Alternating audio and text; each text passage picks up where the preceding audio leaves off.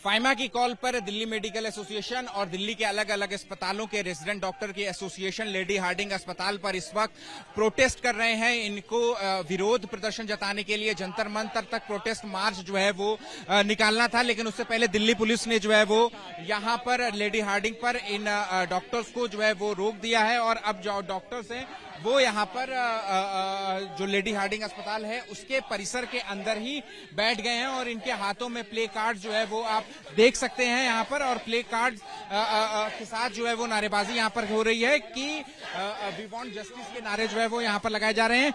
आप लोगों से मैं पूछना चाह रहा हूँ कि आप लोगों की मांग थी वहां तक जाने की, जंतर मंतर जाने की, लेकिन अभी तो दिल्ली पुलिस की सुरक्षा काफी है, परमिशन नहीं है, तो क्या करेंगे? परमिशन नहीं है, इसलिए हम लोग यहीं पे प्रोटेस्ट करेंगे, पीसफुली प्रोटेस्ट करेंगे। बाहर जाने की कोशिश नहीं, क्योंकि हमने प्रॉमिस किया वायलेंस नहीं होगा, पीसफुली प्रोटेस्ट होगा तो करेंगे। फाइमा के चेयरमैन है रुन भाई, आपसे जानना चाहूंगा कि आप लोगों की एक डिमांड थी कि रिटेन अश्योरेंस आप लोगों को चाहिए सेंट्रल प्रोटेक्शन एक्ट के तहत, मिल गया आप लोगों को हेल्थ मिनिस्ट्री की तरफ से, उसके बावजूद अभी तक प्रोटेस्ट चल रहा है, कब तक खत्म होने की उम्मीद है? उस पूरे जो मिनिस्ट्री ने जो लिख के दिया है उसमें कहीं पे भी सेंट्रल प्रोटेक्शन एक्ट का कोई मेंशन नहीं है और हमें सेंट्रल प्रोटेक्शन एक्ट पर कोई ठोस कदम चाहिए। हम लगातार से कह रहे हैं कि हमें कुछ मजबूत कदम चाहिए जिससे ये जो तमाम महिलाएं यहाँ पर बैठी हुई हैं उनको जस्टिस मिल सके।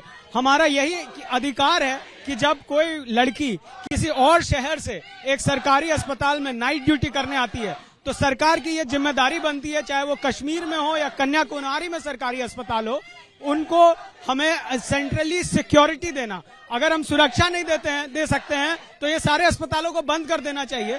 सुरक्षा सबसे महत्वपूर्ण होती है, अगर हम सुरक्षा नहीं देंगे तो कोई फायदा नहीं होगा। तो हमें central protection act for health care workers चाहिए। इस तरह की कमेटी 2019 में भी बनी थी। लगातार ऐसे लॉलीपॉप और झुनझुन्ने हमें मिलते रहे हैं, इस बारी हमें कोई ठोस कदम चाहिए। आपको भी पता है कि कानून बनाना में बहुत सी कॉम्प्लेक्सिटीज आती हैं। आप लोगों की एक मेजर डिमांड थी केस को सीबीआई को ट्रांसफर करने का, वो डिमांड आप लोगों की पूरी हो चुकी है। सर, आप लोगों की तरफ से हेल्थ मिनिस्टर से भी आप मिले थे, वहां से भी आश्वासन आप लोगों को दिया गया था, लेकिन उसके अलावा ये भी दांवपेच बताया जा रहा है कि जो कानून होता है, जो लॉ एंड ऑर्डर का इशू होता है, वो स्टेट का सब्जेक्ट होता है। ऐसे में क्या कोई और तरीका है कि इस हड़ताल को खत्म किया जाए, क्योंकि मरीजों को बहुत ज्यादा परेशानी हो रही है, दिक्कत हो रही है? देखिए, हमारा यही है, जो central protection act for health care workers है, मुझे भी पता है, हमें भी पता है कि एक दिन में एक्ट नहीं लाया जा सकता है, लेकिन सरकार हमें आश्वासन तो दे लिखित में कि हम नेक्स्ट पार्लियामेंट सेशन में, 1 साल में, 2 साल में कम से कम उसके तहत कोई पहल तो चलाए। रातों रात जब एमसीआई में करप्शन हुआ था तो एमसीआई को बंद कर दिया गया था। सरकार ने हमेशा, मोदी गवर्नमेंट ने हमेशा ऐसे बोल्ड स्टेप्स लिए हैं, हमें उनसे उम्मीद है कि वो हमारी इस आखिरी सवाल आपसे मैं पूछना चाह रहा हूं कि जो रिटर्न एश्योरेंस आज दिया गया है उसमें इन्होंने कहा कि जो डॉक्टरों के हित है उसको लेकर के एक कमेटी का गठन किया गया है, समिति बनाई गई है, वो डॉक्टर के एसोसिएशनों से बात करेगी और आगे का जो एजेंडा है वो तय किया जाएगा। तो क्या ये काफी नहीं है? सर, ये समितियां हमसे बाद में कोई बात नहीं करती हैं। ये आज हम सड़क पर हैं इसलिए ये समितियां बात कर रही हैं। कल जब हम वापस से वहां पे जाएंगे और वापस से हमारी पिटाई होगी तो फिर से हमें यही ग्राउंड जीरो पे आपको नजर आएंगे। ये हम एक दिन से नहीं कर रहे हैं, ये कंटिन्यूअस प्रोसेस है। अगर ये कोरोना काल के समय ये ऐसा कानून रातों रात लाया जा सकता था तो अभी क्यों नहीं?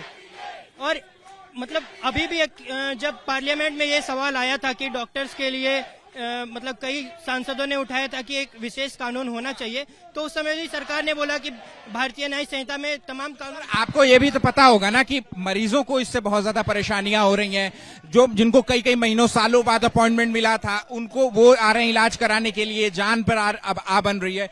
तो ऐसे में क्या जिम्मेदारी आप लोगों की भी है ना कि वो मरीजों को देखा जाए, तो उस दिशा में आप लोगों की तरफ से क्या किया जा रहा है कि मरीजों को? हम लोग बस सरकार से ये चाहते हैं कि हम भी नहीं चाहते कि आज आप हड़बड़ाहट में लाके इसको अनाउंस कर दो, लेकिन हम लोग ये चाहते हैं कि एक टाइमलाइन इसका ले आए कि हम इस लगभग सरकार कम से कम ये बताए कि हम 2024 के इस महीने तक या 2025 के इस महीने तक इस कानून को संसद में। हड़ताल खत्म करने के कोई आसार हैं अगले आने वाले दिनों में, 1-2 दिन?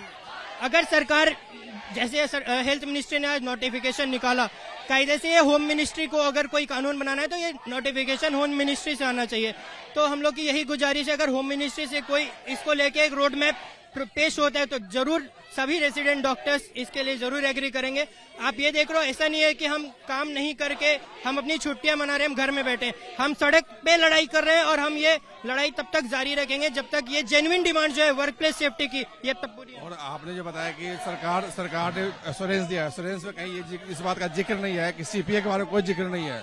मेन तो देखिए यहाँ पर जो इसी तरीके से जो रेजिडेंट डॉक्टर हैं वो अपनी मांग पर अडिग हैं। इनका यही कहना है कि सेंट्रल प्रोटेक्शन एक्ट को लेकर के जब तक सरकार की तरफ से कोई ठोस कदम या ठोस आश्वासन लिखित में नहीं दिया जाता तब तक उनका प्रदर्शन जो है वो इसी तरीके से चलता रहेगा। और जो इलेक्टिव सर्जरीज हैं, जो ओपीटीज हैं, जो लेबोरेटरीज हैं, उनमें जो वो ये धरना प्रदर्शन है वो करते रहेंगे, इस ट्राई हड़ताल पर रहेंगे। कैमरा पर्सन धर्मेंद्र झा के साथ Amit Bilal, ABP news, Delhi. For exclusive and insightful videos, subscribe to our new channel, ABP Live Premium.